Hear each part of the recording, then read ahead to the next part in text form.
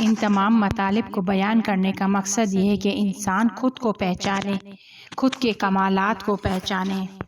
ہم گفتگو کر رہے تھے کہ عالم میں جتنی بھی چیزیں ہیں سوائے اسماء اللہ کے کچھ بھی نہیں ہیں، جیسے پانی حی کا مظہر ہے، لیکن یہ کون سمجھ سکتا ہے؟ کسے یہ نظر آ سکتا ہے؟ وہی کہ جس کے ایمان کے مراتب بالا ہوں، جس کا ایمان اعلیٰ درجے کا ہو۔ اگر یقین بالا تر ہے تو کچھ اور دیکھیں گے۔ ابھی اس وقت جو آپ آواز سن رہے ہیں یہ آواز نہیں ہے، یہ نور ہے جو آپ تک منتقل ہو رہا ہے، یا نور ہے یا نار ہے۔ اور جب ہم مادی دنیا سے باہر آئیں گے تو دیکھیں گے کہ یہ نور ہے جو ہمارے منہ سے تولید ہو رہا ہے اور دوسرے کے کان تک جا رہا ہے، نور دریافت ہوا ہے۔ کیونکہ مادی دنیا سے تعلق رکھتے ہیں لہٰذا اس کا نام آواز رکھ دیا، تقریر رکھ دیا، مجلس رکھ دیا، کلاس رکھ دیا، درس رکھ دیا۔ یہ سب فطرت ہیں، مادے سے تعلق رکھتے ہیں اور ان کے چہرے ہیں۔ عرفاء جو عرفانیت کرتے ہیں، ریاضیت کرتے ہیں، وہ یہی چاہتے ہیں کہ اس چہرے کو رد کر کے اسماء اللہ کو دیکھیں۔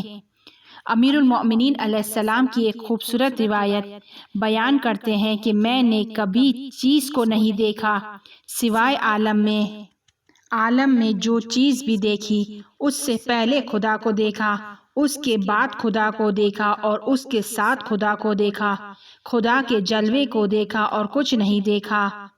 عالم میں جو بھی ہے اسماء اللہ ہیں، میں ان کو دیکھ رہا ہوں۔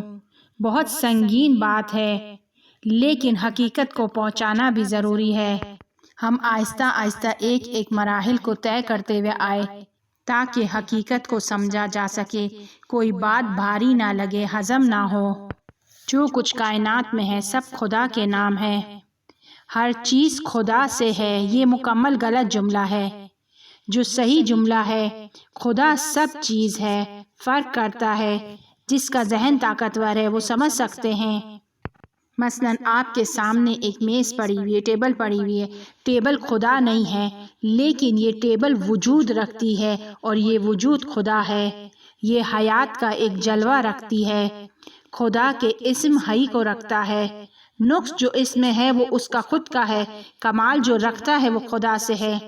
خدا قرآن میں پانی کی مثال دے رہا ہے، بارش کا پانی کمال رکھتا ہے، اوپر سے آتا ہے، زندہ ہے، سرسبز کرتا ہے۔ یہ سب مجھ سے ہے، میں نے اوپر سے اسے بھیجا ہے، نیچے آیا، اب کیچڑ بن گیا، گندا ہو گیا، بو دینے لگا، تو یہ اس کا خود کا نقص ہے۔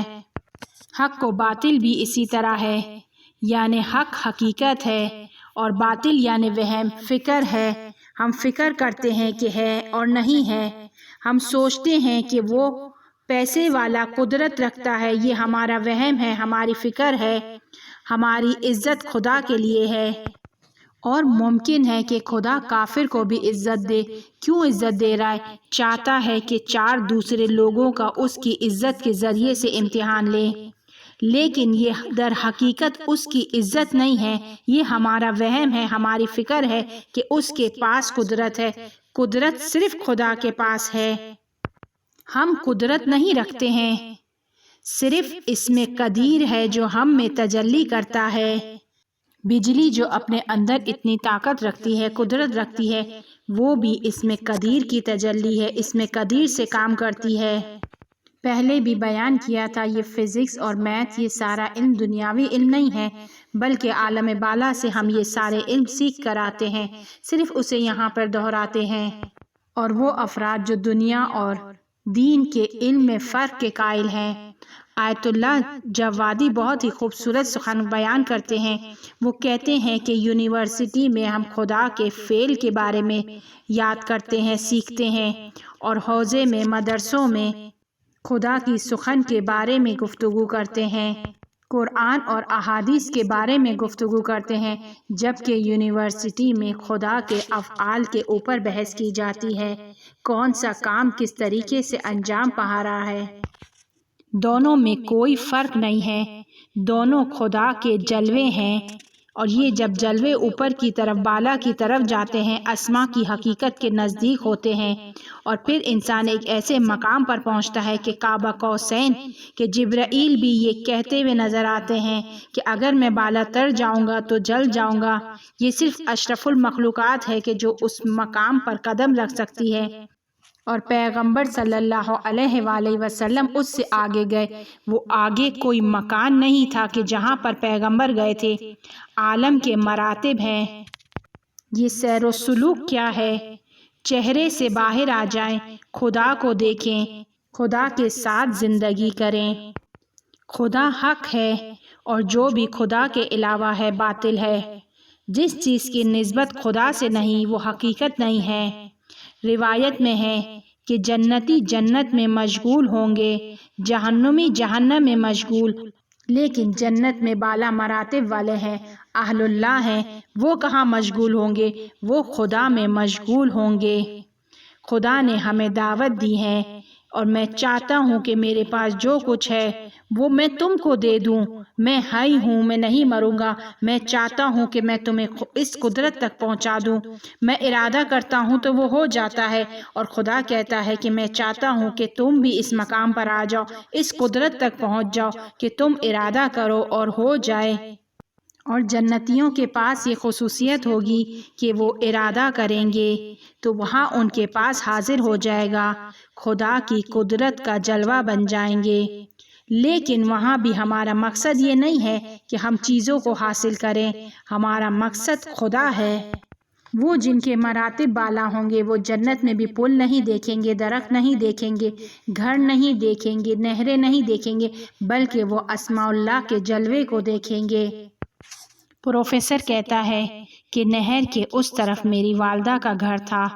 باہر سے تینوں جانب سے نہریں بہہ رہی تھی، زلال تھی، بہت زیادہ پھیلی ہوئی نہیں تھی۔ یہ نہر گھر کے آنگن سے گزر رہی تھی۔ آنگن کتنا تھا؟ 14-15 میٹر یا اس سے بھی کم اس کی چوڑائی تھی۔ تقریباً 5 میٹر اس کی چوڑائی تھی۔ گھر کی دیواریں آنکھ کے لال رنگ کے پھولوں سے بھری ہوئی تھی۔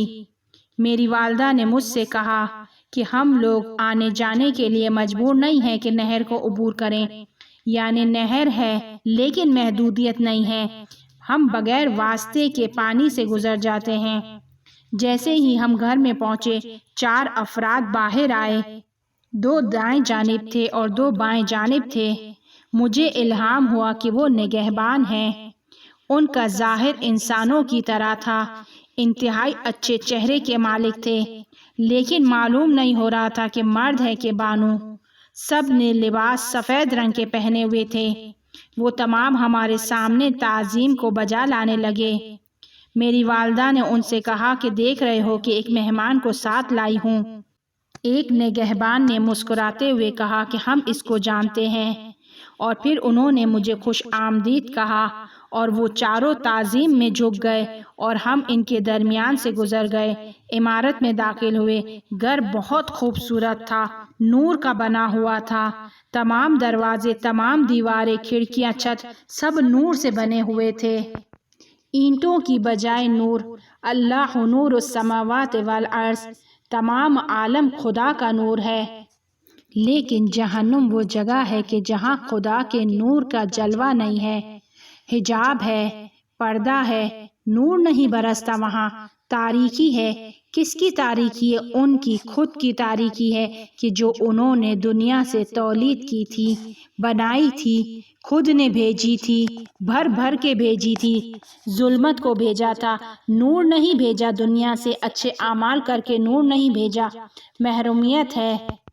پروفیسر کہتا ہے میری ماں کے گھر کی ہر چیز، درخت، نہر، گھر وغیرہ سب نور کے بنے ہوئے تھے۔ روایات میں بیان ہوتا ہے، آیات میں بیان ہوتا ہے کہ قیامت کے دن مومنین کے پاس نور ہوگا اور یہ نور دوسروں پر پڑے گا۔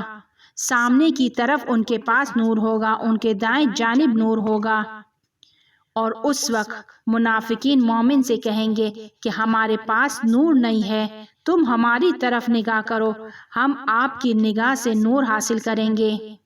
اور پھر مومنین منافقین سے کہیں گے یہاں نور کی کوئی خبر نہیں ہے، اگر نور چاہتے ہو دنیا میں واپس لوٹ جاؤ، نور کی التماس کرو، نور وہاں پر دیتے ہیں۔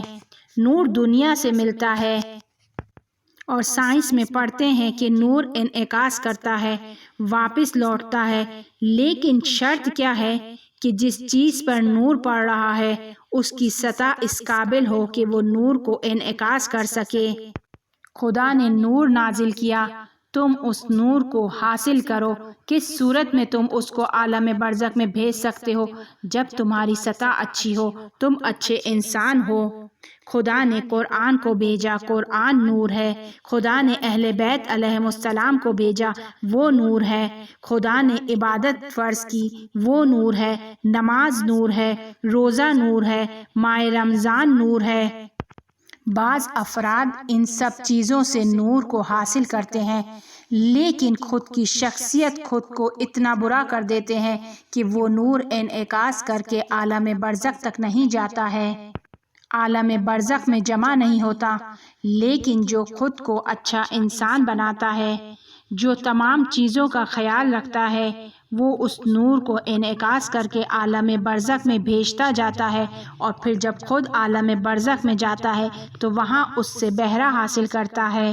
لیکن شرط یہ ہے کہ انسان صحیح ہو۔ اگر سطح صحیح نہیں ہے، نہ صرف نور انعکاس نہیں کرے گا بلکہ اس کو زیادہ گرم کر دے گا، تپش دے گا، جلا دے گا۔ آنکھ در حقیقت وہی نور ہے کہ جو انعکاس نہیں کرتا ہے، صرف انسان کو گرم کرتا ہے۔ بیان کیا تھا کہ پروفیسر نے عالم برزخ میں حق الناس کی وادی میں خود کے اندر آگ کو محسوس کیا۔ آس پاس کہیں پر کوئی آگ نہیں تھی، اس کے خود اندر آگ لگی ہوئی تھی۔ لہٰذا قدر کریں، خاص طور پر ماہ رمضان کی قدر کریں۔ ماہ رمضان نور ہے، سب کے لیے نور نہیں ہے۔ وہ جو اس میں عبادت کرتا ہے اس کے لیے نور ہے۔ ماہ رمضان کا فائدہ کس کو ہوگا؟ وہ جو روزہ رکھے گا، وہ جو عبادت کرے گا۔ جو روزہ نہیں رکھے گا اس کو 5 سال کے روزے رکھنے پڑیں گے۔ رمضان کا تعلق رحمت سے ہے، اور جو اس رحمت کے سامنے قرار پاتا ہے، ان عبادات کو انجام دیتا ہے کہ بشرطے کہ خود بھی اچھا انسان ہو تو وہ اس رحمت کو، اس نور کو عالم برزخ میں اپنے لیے جمع کرتا ہے۔ اور اگر اچھا انسان نہ ہو تو عالم برزخ میں تاریکی ہے، صرف گرمی ہے۔ بہت عجیب بات ہے کہ جہنم میں نور نہیں ہے، تاریکی ہوگی اور جہنمی جلیں گے، لیکن وہاں پر آگ نہیں ہوگی۔ کس طرح ممکن ہے؟ نور کے سامنے تھے، اس کو انعکاس نہیں ہونے دیا، رکاوٹ بن گئے، خود کے وجود کو اتنا برا کر دیا، اتنا آلودہ کر دیا گناہوں میں کہ وہ نور اس تک پہنچا تو صحیح لیکن انعکاس نہیں ہوا۔ گناہ نہ کریں، دوسروں کے حق کو ضائع نہ کریں، ورنہ نور ہم تک پہنچے گا لیکن آگے انعکاس نہیں ہوگا۔ خسارے کا سودا کریں گے، محنت بھی کر رہے ہیں، نور کو حاصل بھی کرنے کی کوشش کر رہے ہیں، لیکن وجود پاک نہیں ہے۔ لہٰذا جب وجود پاک نہیں ہوگا، نور انعکاس نہیں کرے گا۔ وہ حق الناس کے جو معاف نہیں کروا سکتے یا جنہیں ہم بھول گئے ہیں، ان کے لیے نماز توبہ پڑھیں، خدا حق الناس کو معاف کرے گا۔ نماز توبہ پڑھنے والے کے نہ صرف خود کے گناہوں کو معاف کرے گا، اس کے والدین، اس کے بچے، اس کے ہمسائے کے گناہ کو بھی معاف کرے گا۔ سارے کمالات کب حاصل ہوں گے؟ کہ جب انسان خود کو صحیح کرے، خود کو ایمان کے بالا درجے پر لے کر آئے۔ امام فرماتے ہیں کہ اگر کاف، ہا یا عین صاد کی تشریح کو تمہارے لیے بیان کروں تو تم پانی پر چل سکو گے۔ علامہ طباطبائی آیت اللہ قاضی سے نقل کرتے ہیں کہ فرماتے ہیں کہ طی الارض کی حقیقت سورہ طٰہٰ کی ابتدائی آیات ہیں، صرف ذرا سے پردے ہٹنے کی دیر ہے۔ بعض قرآن کے ذریعے سے مردوں سے بات کرتے ہیں، فارمولہ اس کا موجود ہے۔ ہم قرآن کو بہت کم سمجھتے ہیں۔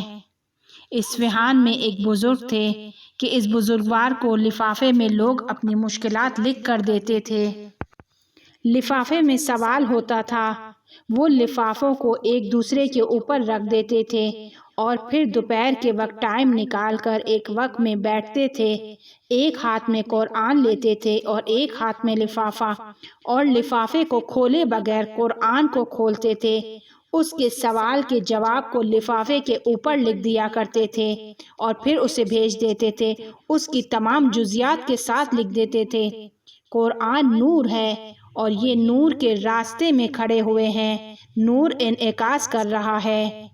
اسی لیے اہل بیت علیہم السلام یہ کہتے ہوئے نظر آتے ہیں کہ جو کچھ ہم بیان کر رہے ہیں قرآن کا انعکاس ہے، اور جب ہم نور کے راستے میں آ کر کھڑے ہو جائیں گے تو ماہ رمضان میں سانس لینا تسبیح ہو جائے گی، سونا عبادت ہو جائے گی، کیونکہ نور کے راستے میں کھڑے ہیں، نور ہم سے ٹکرا کر انعکاس کر رہا ہے، ہمیں کچھ کرنے کی ضرورت نہیں ہے، اگر سو رہے ہیں تو بھی عبادت، اگر جاگ رہے ہیں تو بھی عبادت، سانس لے رہے ہیں تو بھی عبادت۔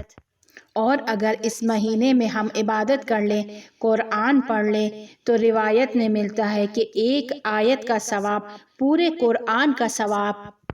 لیکن شرط یہ ہے کہ اپنی سطح کو صاف رکھیں تاکہ نور انعکاس کرے۔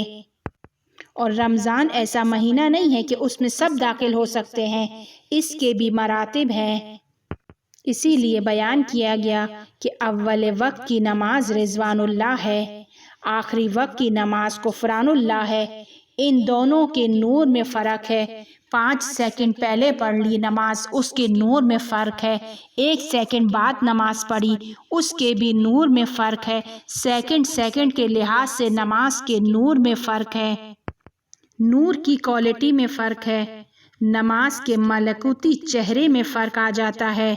جو اول وقت نماز پڑھتا ہے اس کو حضور قلب کی توفیق عطا ہوتی ہے، کیونکہ اس کا ملکوت نورانی ہوگا، اور جب ملکوتی چہرہ نورانی ہوگا تو بعد کے دوسرے عمل پر نور انعکاس کرے گا۔